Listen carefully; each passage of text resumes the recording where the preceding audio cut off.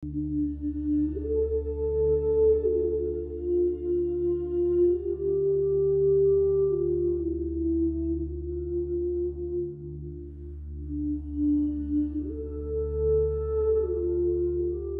gelap, dia tetap menyebut satu nama. Ahad, Ahad, Ahad, Tuhan yang Esa. Tiada pedang di tangannya, tiada perlindungan di belakangnya. Yang ada hanya iman. Langkahnya perlahan, tapi tak pernah terhenti. Setiap debu yang berterbangan jadi saksi. Setiap batu yang menekan dadanya jadi ujian. Dan setiap titisan peluhnya jadi bukti bahawa keyakinan takkan mati bila berpaut pada Allah. Dari langit panas yang membakar, Allah turunkan rahmat dalam bentuk yang tak dijangka. Setitis air cukup untuk menyejukkan hati yang terbakar oleh dunia.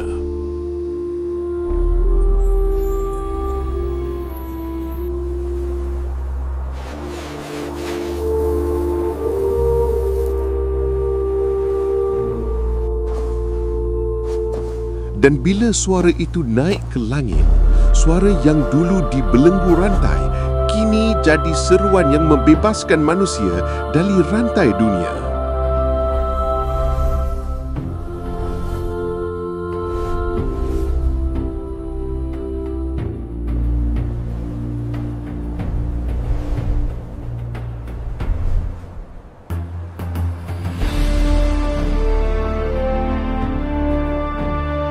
Beribu tahun berlalu, tapi gema itu masih hidup.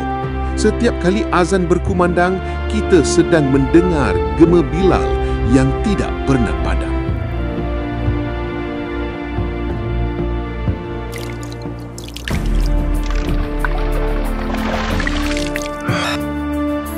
Iman bukan sekadar suara.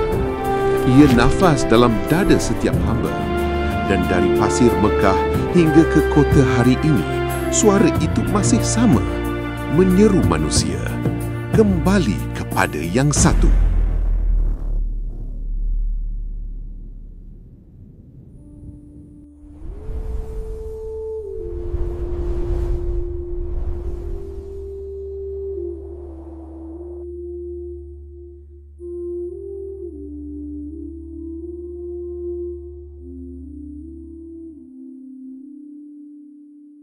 Jangan lupa untuk subscribe kerana di sini tempat kita recharge iman.